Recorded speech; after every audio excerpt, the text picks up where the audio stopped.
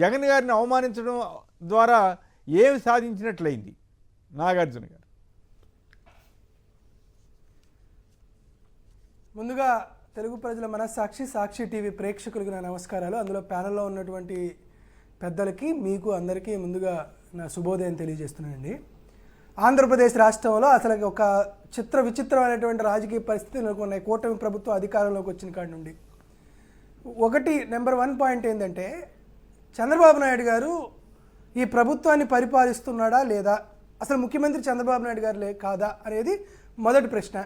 సరే, ఒకరిని de facto CM అంటున్నారు, మరొకరిని డిప్యూటీ సీఎం అంటున్నారు. సరే, వారి విషయాలకు మనం తీసుకొని వెళ్తే, ఆంధ్రప్రదేశ్ రాష్ట్రంలో చంద్రబాబు నాయుడు గారికి కూటమి ప్రభుత్వానికి అధికారం ఉందని వాళ్ళు రుజువు చేసుకున్నటువంటి ఏకైక అవకాశం ఏంటంటే వైఎస్ఆర్ కాంగ్రెస్ పార్టీకి సంబంధించిన నాయకులు వేధించడం. ముఖ్యంగా ఎస్సీలు, ఎస్టీలు, బీసీలకు సంబంధించినటువంటి నాయకులకు నాయకత్వం రాకూడదు. ఎందుకంటే జగన్మోహన్ రెడ్డి గారు ముఖ్యమంత్రిగా ఉండగా ఈ వర్గాల నుండి గతంలో ఎప్పుడు చట్టసభలకు కానీ మరొక దానికి కానీ ప్రాతినిధ్యం తక్కువగా ఉంది కాబట్టి వారందరికీ రాజకీయ, సామాజిక, ఆర్థిక పరిస్థితులు, వారి పద్ధతులు, వారి విధానాలు మారాలనే ఉద్దేశంతో వీరికి అధికంగా రాజకీయంగా పొలిటికల్ ఇంపార్టెన్స్ ఇచ్చిన వైనం మనందరికీ తెలుసు. సో ఆ వైనాన్ని చంద్రబాబు నాయుడు గారు ఎట్టి పరిస్థితులను తుంచేయాలనేటువంటి ఏకైక లక్ష్యంతో జగన్మోహన్ రెడ్డి గారు ఎవరికైతే అవకాశాలు కల్పించారో వారందరి పట్ల ఈ రెడ్ బుక్ ప్రయోగం అనేది చేయడం మనం గమనిస్తూనే ఉన్నాం. సో ఈ గమనించినటువంటి ప్రయాణంలో మనం సిదిరి అప్పలరాజు గారిది ఒక కేస్ స్టడీ చూద్దాం. చాలామంది ఉన్నారు. మా కారుమూరి సునీల్ గారు ఉన్నారు, ఈరోజు విరూపాక్ష గారు ఉన్నారు, ఇలా చెప్పుకుంటూ పోతే చింతాడు రవికుమార్ గారు ఉన్నారు, ఇలా చాలామంది ఉన్నారు.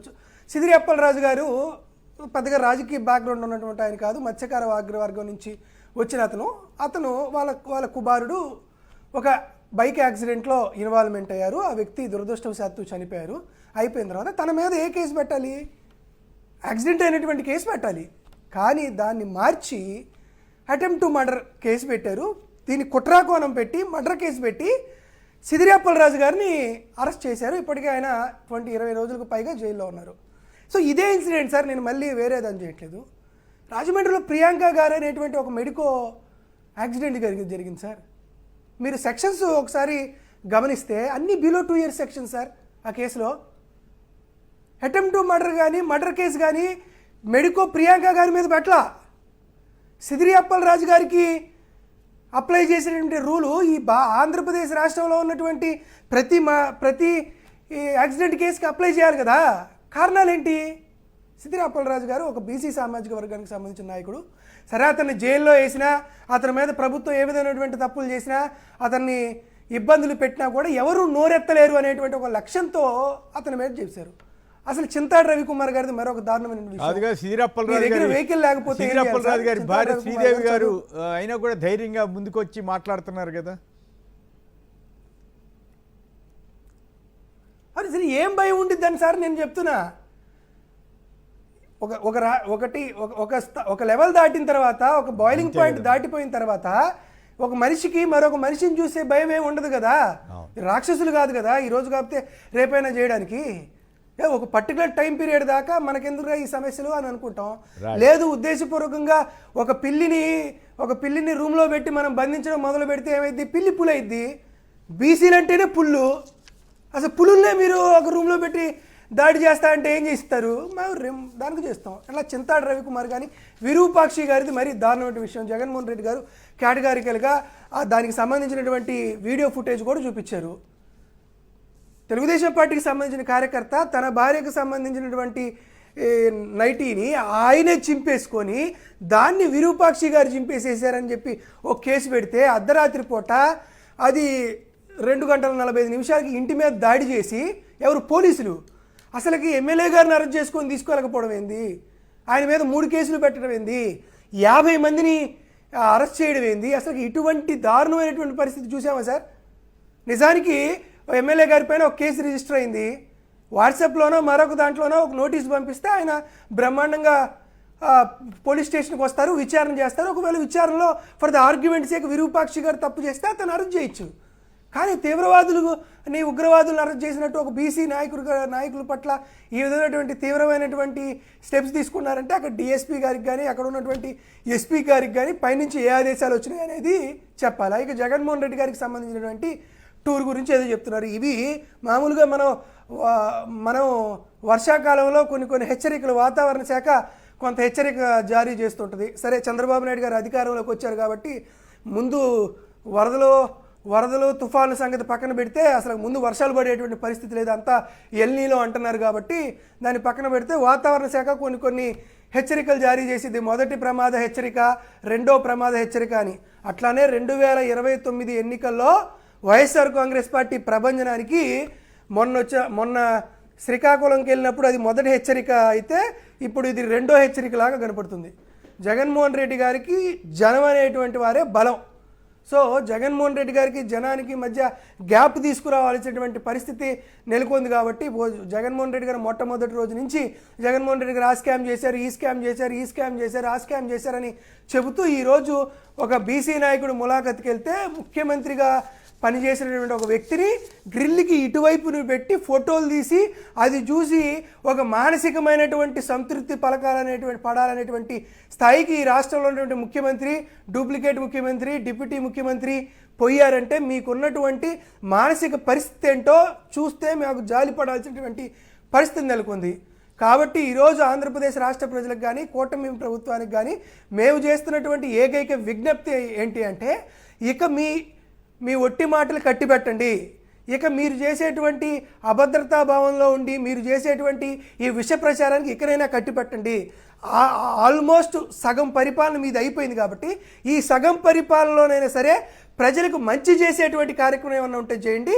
మీరు కానీ మరి చేస్తే మేము కూడా మళ్ళీ పునాదుల్లో నుంచి మేము కూడా నిర్మించుకోవాల్సినటువంటి పరిస్థితి మేల్కొంది. కాబట్టి ఇకనైనా చంద్రబాబు నాయుడు గారు కాస్త వయసుకు తగ్గ విధంగా ప్రవర్తిస్తే కొంతైనా సరే ఆంధ్రప్రదేశ్ రాష్ట్ర ప్రజలు అతన్ని గౌరవించే పరిస్థితి వస్తుంది.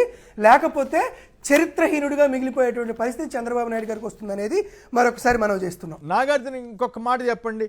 జగన్ గారికి జరిగిన అవమానం, మరోవైపు జగన్ గారి కోసం వచ్చిన జనం, వారి అభిమానం ఏది జనంలోకి వెళ్తూ ఉంది? దానివల్ల ఎవరికి నష్టం జరుగుతుంది?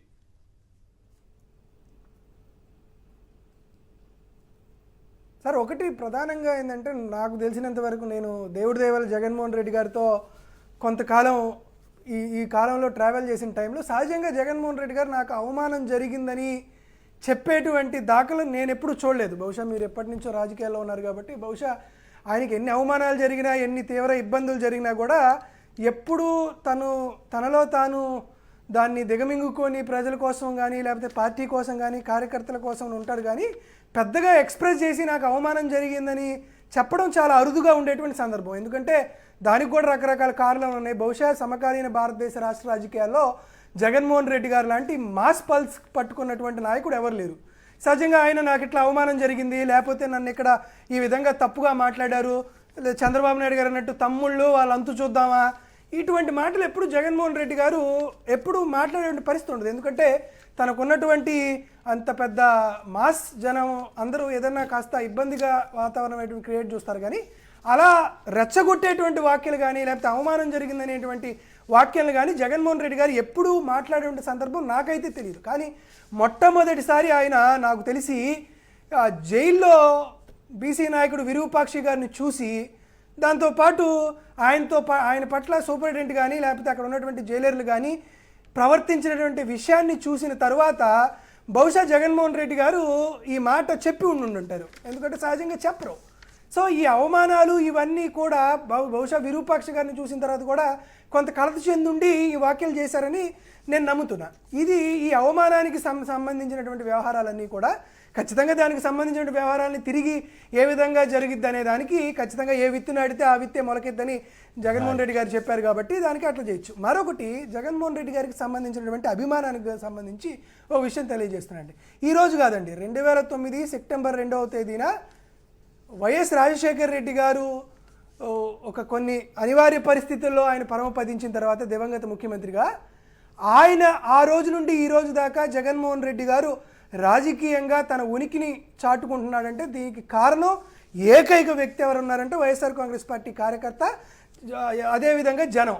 ఎప్పుడైనా సరే జగన్మోహన్ రెడ్డి గారు క్లిష్ట సమయంలో ఉన్నారని తెలిసినప్పుడు బహుశా మామూలు సందర్భాల్లో ఆయన ముఖ్యమంత్రిగా ఉన్నప్పుడు ఎప్పుడన్నా రాలేరేమో కానీ జనాలు ఆయనకి కష్టం ఉంది అని తెలిసిన రోజు నాకు బాగా గుర్తండి. మొట్టమొదటిసారి 2017-18 అనుకుంటా జగన్మోహన్ రెడ్డి గారికి 23 మంది ఎమ్మెల్యేలు రాజీనామా చేసి వెళ్ళిపోయిన తర్వాత మాచర్లో ఒకసారి, పల్నాడు జిల్లాలో మాచర్లో ఒకసారి జగన్మోహన్ రెడ్డి గారు వచ్చారు. అప్పుడే 50-60 వేల మంది జనాలు జగన్మోహన్ రెడ్డి గారికి మద్దతుగా వచ్చారు. ఈరోజు జగన్మోహన్ రెడ్డి గారికి సంబంధించి కేవలం 11 మంది ఎమ్మెల్యేలు ఉన్నారు. అతన్ని ఇబ్బంది పెడుతున్నారు. ఈ రాష్ట్ర ముఖ్యమంత్రి, ఇక్కడ ఉన్నటువంటి రాష్ట్ర ప్రభుత్వ యంత్రాంగం అంతా జగన్మోహన్ రెడ్డి గారిని అవమానిస్తున్నారనేటువంటి పరిస్థితి ఉన్నప్పుడు జగన్మోహన్ రెడ్డి గారి అండగా మేము ఉన్నామని ఈ ప్రభుత్వానికి ఒక బలమైనటువంటి సందేశం ఇవ్వాలంటే ఉద్దేశంతోనే తండోపతండాలుగా కర్నూలు కందనవోలు గడ్డ మీద సింహాలు గర్జించినట్టు వైఎస్ఆర్ కాంగ్రెస్ పార్టీ కార్యకర్తలు కానీ ప్రజలు కానీ వచ్చారు. కాబట్టి ముమ్మాటికి ఈ అవమానాలైనా ఈ అభిమానాలైనా 2029 ఎన్నికల్లో ఖచ్చితంగా సత్ఫలితాలు ఇస్తాయని, ఖచ్చితంగా ఈ ఇంపాక్ట్ ఆ ఎన్నికల్లో ఉంటుందని మేము బలంగా నమ్ముతున్నాం. రైట్.